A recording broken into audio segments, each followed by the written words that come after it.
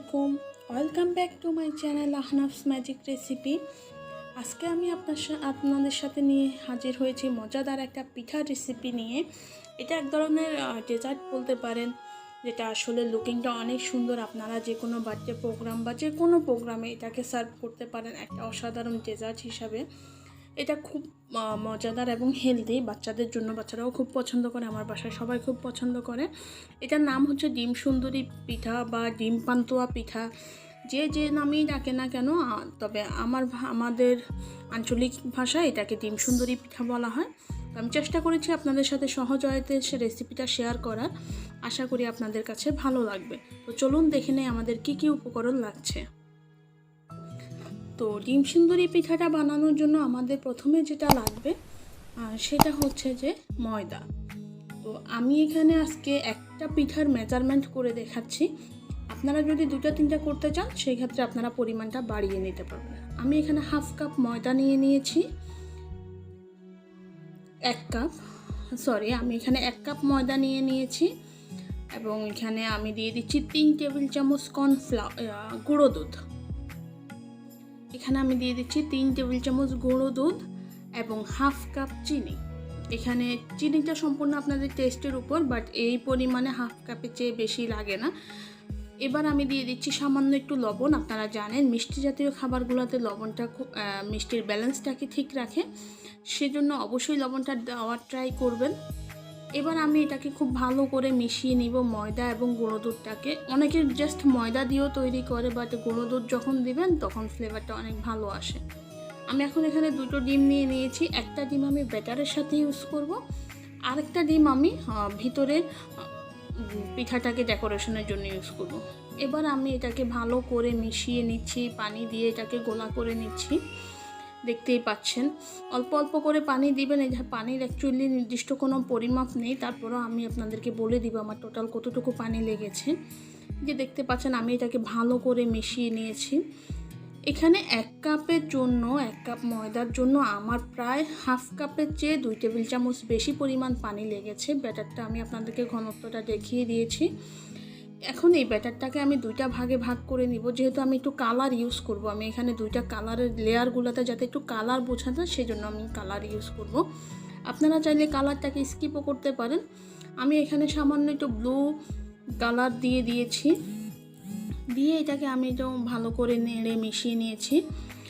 এখন আমি 2টা ব্যাটারটাকেই ভালো করে মিক্স করে আলাদা আলাদা করে রেখে দিব। এবার আমি চুলায় চলে যাব পিঠাটা তৈরি করার জন্য।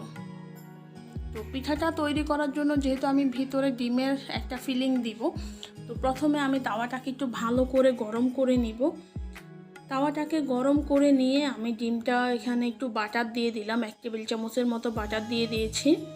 আপনারা বাটারের পরিবর্তে তেলও ইউজ করতে পারেন, বাট বাটারটা দিয়ে ডিমটা ভাজলে ফ্লেভারটা অনেক ভালো আসে এবং হেলদিও হয়। তো আমি বাটারটা গলা পর্যন্ত অপেক্ষা করতেছি এবং এই পর্যায়ে চুলার আঁচ একদম লো হিটেই থাকবে, চেষ্টা করবেন, কারণ যদি আপনারা আঁচটা বাড়িয়ে দেন তাহলে বাটারটা পুড়ে কালারটা কালচে হয়ে যাবে। আমি বাটারটা গলে যাওয়ার পর আমি এখানে একটা ডিম যেটা ছিল ডিমটাকে দিয়ে দিচ্ছি। ডিমের সাথে আমি এখানে একটু লবণ এবং 1 চা চামচ চিনি অ্যাড করেছি, যেহেতু এটা মিষ্টি পিঠা। তো ডিমের কুসুমটাকে আমি একটু ভেঙে মিলিয়ে দিচ্ছি। দেখতেই পাচ্ছেন এটা আসলে বলে বোঝানোর মতো কিছু নেই, আমি জাস্ট ডিমটাকে একটু ফোস টাইপের করে নিচ্ছি আর কি। ডিমটাকে ভালো করে এপিট ওপিট করে ভেজে নেবে। একদম ব্রাউন শক্ত করে ফেলা যাবে না, ডিমটা একটু সফট থাকবে কিন্তু কোনো লিকুইড অংশ থাকবে না। ডিমটাকে ভালো করে ভেজে এপিট ওপিট করে ভেজে আমি একটা প্লেটে তুলে ফ্রাই প্যানটাকে নিয়ে এসেছি। দেখতেই পাচ্ছেন এখানে হালকা হালকা একটু বাটার লেগে আছে, এটাকে মোছার দরকার নেই। এবার আমি যে ব্যাটারটা ছিল, আমি প্রথমে সাদা ব্যাটারটাকে দিয়ে এই যে দেখতেই পাচ্ছেন আমি তাওয়াটাকে একটু ছড়িয়ে তারপরে নিয়ে নিচ্ছি। আপনারা চাইলে চামচের সাহায্যে এটা করতে পারেন। এটা আসলে আপনাদের দেখেই বুঝে নিতে হবে, এখানে বলে বোঝানোর মতো কিছু নেই। এই পিঠাটা ট্রাই করে দেখতে পারেন। আমি অ্যাকচুয়ালি কোনো ডেকোরেশন, গায়ে হলুদ বা কোনো প্রোগ্রামে যদি আপনারা এটাকে এভাবে সাজান তাহলে অবশ্যই ভালো লাগবে। এখানে ঢাকনা দেওয়ার কোনো প্রয়োজন নেই, একদম লো আঁচে একটু দেখতে পাচ্ছেন মানে পিঠাটা সুন্দর করে হয়ে আসতেছে। যখন একদম ভালো করে হয়ে যাবে তখন আমি এটার ভিতর যে ডিমটা আমি ভেজে রেখেছিলাম সেই ডিমটা দিয়ে দিচ্ছি। এবার আমি এটাকে রোল করে নেব। রোল করে এটাকে উঠিয়ে ফেলা যাবে না। তো অনেকে ভুলটা করেন এখানেই, আমরা যখন এটাকে উঠিয়ে ফেলবো আবার আরেকটা লেয়ার দিব, তখন কিন্তু লেয়ারগুলো একটার সাথে একটা লাগে না। এবার দেখতেই পাচ্ছেন আমি যে ব্লু কালারটা করেছিলাম সেই কালারটা ব্যাটারটা আমি এখানে দিয়ে দিয়েছি। এই পিঠাটাকে একটা সাইডে রেখেই কিন্তু আমাকে দ্বিতীয় লেয়ারটা দিতে হবে। তাহলে হবে কি, ওই লেয়ারটা যে লেয়ারটা আমি পরবর্তীতে দিলাম ওইটা পিঠার সাথে লেগে একসাথে হয়ে যাবে। এখানে আলাদা কোনো লেয়ার থাকবে না যেটা পিঠা থেকে ছুটে আসবে না। এভাবে করে আমি একবার সাদা লেয়ার এবং একবার ব্লু কালারের লেয়ার এরকম করে করে আমি এই পিঠাটাকে প্রায় 4-5টা লেয়ারে করে নিয়েছি। আপনাদের যে কয়টা লেয়ার হয় আপনারা করে নেবেন, বা আপনারা এভাবে দিয়ে দুটোও করতে পারেন। আমি একটাই করেছি। তো এভাবে দেখতেই পাচ্ছেন, আমি আপনাদেরকে দেখাবো যে আমি পরবর্তীতে আবার কিভাবে করেছি। যখন একটা এই পাটটা হয়ে আসবে তখন এটাকে আবার উল্টো করে এভাবে বটে দিব। দেখতেই পাচ্ছেন ওই পাশটা কিন্তু এটার সাথে লেগে গিয়েছে। এবার এটাকে আবার এক পাশে রেখে আমরা এবার সাদা ব্যাটারটা দেব। এখানে যখন আপনারা কালার ইউজ করবেন তাহলে অবশ্যই খেয়াল রাখবেন সাদার পরে কালারিংটা যাবে, কালারিংয়ের পরে আবার সাদা যাবে। এইভাবে করেই কিন্তু একটার পর একটা লেয়ার আসবে। এভাবে আমি সবগুলা লেয়ার করে আবার ফিরে আসতেছি, ততক্ষণ পর্যন্ত আপনার সাথেই থাকুন। দেখতে পাচ্ছেন আমার পুরো পিঠাটা কিন্তু হয়ে গেছে। আমি প্রায় এখানে 5টা লেয়ার ইউজ করেছি।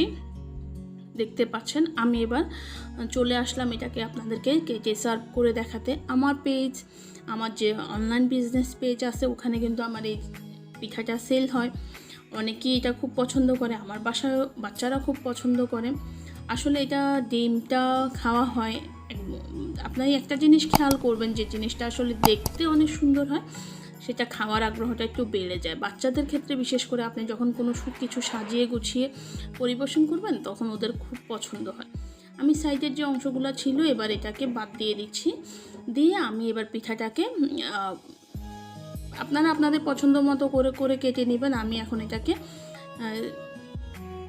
প্রায় 1 ইঞ্চি করে করে আমি এটাকে কেটে নিচ্ছি। দেখতে পাচ্ছেন লেয়ারগুলো কত সুন্দর করে বোঝা যাচ্ছে। ভিতরে একটা ডিম, তারপরে একটা সাদা লেয়ার, তারপরে ব্লু লেয়ার, সাদা লেয়ার, তারপরে আবার ব্লু লেয়ার। এইভাবে করে করে আমি এই সম্পূর্ণ পিঠাটা কেটে নিব।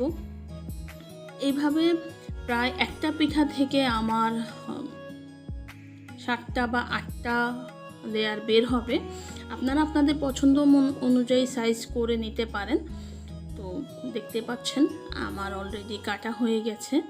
আমি সাইডের অংশগুলোও, এগুলো অ্যাকচুয়ালি মিষ্টি বাট ডিমটা থাকে না, সেজন্য সাইডের অংশগুলোকে আমি বাদ দিয়ে দিই। তো দেখতে পাচ্ছেন আমার এখানে প্রায়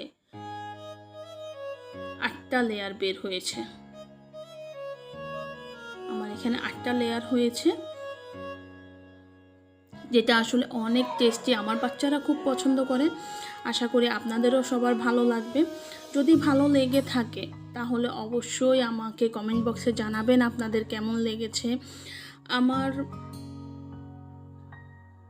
আমি চেষ্টা করি আপনাদের সাথে সহজ ওয়েতে রেসিপিগুলো শেয়ার করার, এবং যদি ভালো লাগে অবশ্যই আমার চ্যানেলটাকে সাবস্ক্রাইব করবেন। আর যারা অলরেডি করেছেন তাদেরকে অসংখ্য ধন্যবাদ। দেখা হবে পরবর্তীতে নতুন কোনো রেসিপি নিয়ে। ততদিন পর্যন্ত ভালো থাকুন। আল্লাহ হাফেজ।